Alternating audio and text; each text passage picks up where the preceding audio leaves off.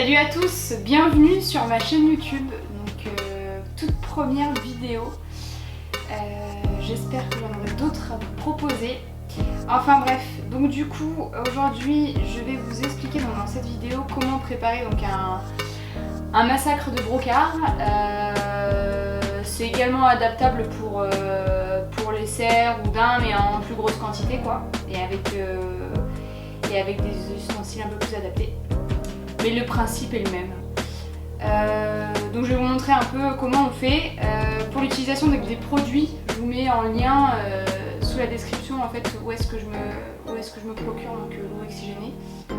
Donc la toute première étape, c'est de retirer toute la peau, enfin le maximum de peau, le maximum de viande de votre brocard ou cerf ou bref, ce que vous allez préparer.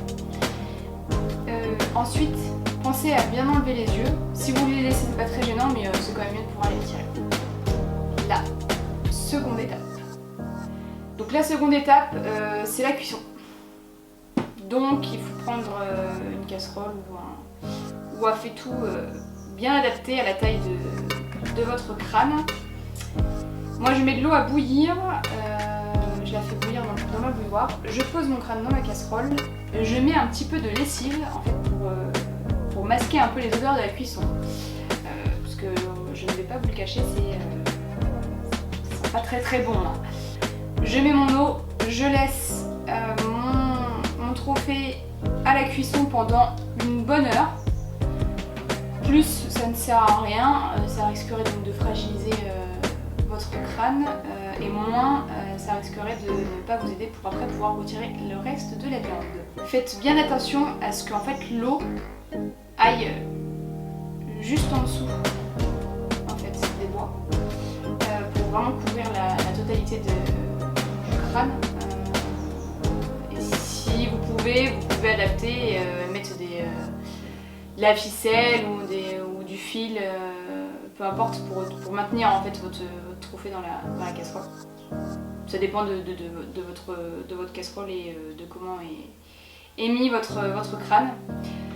La troisième étape. Donc là, veillez bien à ce que votre brocard ou votre cerf tienne bien, car il faut un maximum de puissance pour retirer tout le reste sur le crâne. Donc voilà, vous passez le Karcher à peu près partout pour vraiment retirer tous les morceaux de viande. Pensez-y, mais mettez la tête de votre Karcher dans l'occiput et donnez tout. Et en fait là il y a toute la cervelle, tout le blanc qui va sortir, comme vous pouvez le voir sur la vidéo. Et ça c'est vraiment très important pour éviter qu'ensuite ça sèche et ça sente. On passe à la quatrième étape. Donc la quatrième étape, ça consiste en fait à retirer toutes les petites peaux, les morceaux de viande qui restent sur votre crâne que le Karcher n'a pas fait partir. Donc là vous pouvez utiliser pic à escargot, couteau, le grattoir, l'éponge, enfin bref, les brosses, tout ce que vous voulez pour tout enlever. Il y a toujours une petite peau, toujours un peu de graisse qui reste sur votre crâne. C'est le moment de le retirer. Étape très importante.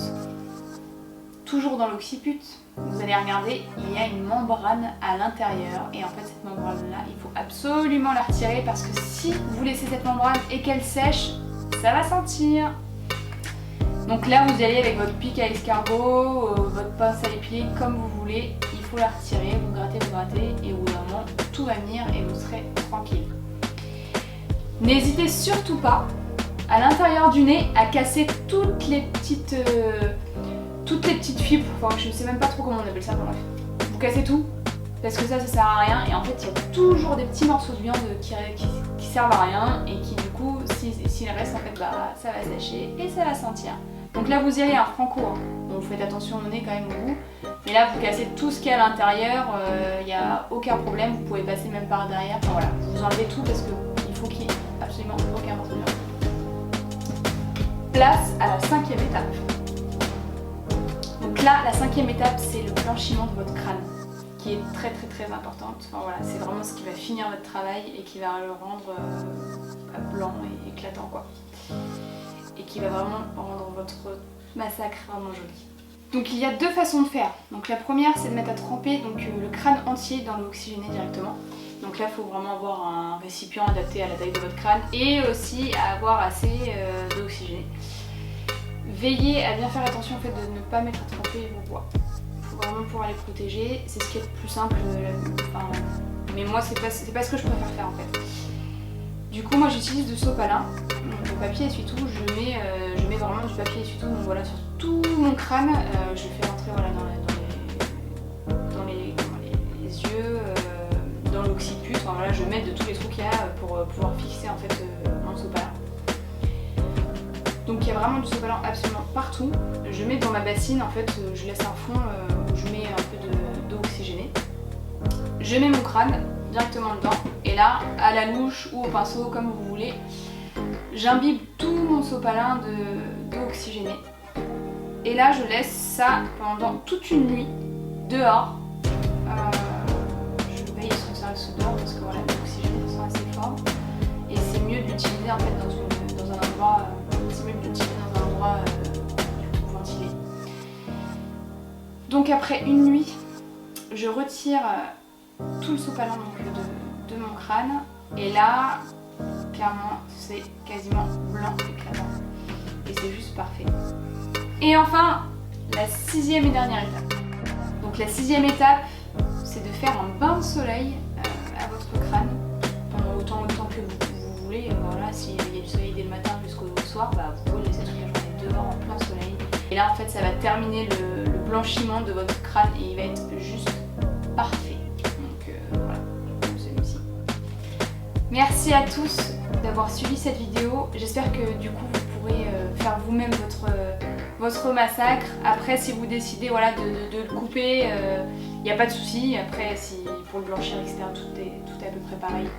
C'est juste que c'est un peu moins de travail quand on le scie.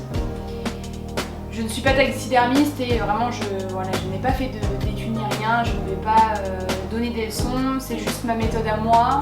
J'ai pris des conseils à droite et à gauche et c'est ce que j'applique pour m'occuper vraiment de mon prélèvement de A à Z, que ce soit voilà, de la chasse, préparation du trophée et ensuite transformation de la venaison. Et c'est vraiment un plaisir pour moi de faire ça, j'adore et j'ai eu beaucoup de demandes du coup de comment je préparais mes trophées, d'où cette vidéo. Ça faisait déjà quelques mois que j'y pensais parce que voilà, moi j'ai toujours préparé moi-même mes trophées et c'est très plaisant de le faire soi-même, donc n'hésitez pas à le faire, c'est accessible à tout le monde et vous verrez, c'est très plaisant de le faire soi-même en tout cas. Mais après, ceux qui ne veulent pas, enfin, voilà, il y a toujours les taxidermistes qui sont là, qui le font très très bien parce que c'est leur boulot. Mais bon, voilà, moi j'ai décidé de le faire moi-même et ça fonctionne bien. Je vous dis à très bientôt pour une prochaine vidéo. J'ai hâte de vous montrer certaines choses et j'ai quelques idées en tête et voilà. Donc n'hésitez pas à vous abonner, que ce soit sur YouTube, sur Instagram ou sur Facebook, le nom est le même, Fiona Hopkins Ting. N'hésitez pas à me suivre du coup sur YouTube parce qu'il va y avoir d'autres vidéos à venir et ça va être un plaisir pour moi de partager de nouvelles choses avec vous. Donc à très très vite. Ciao à tous!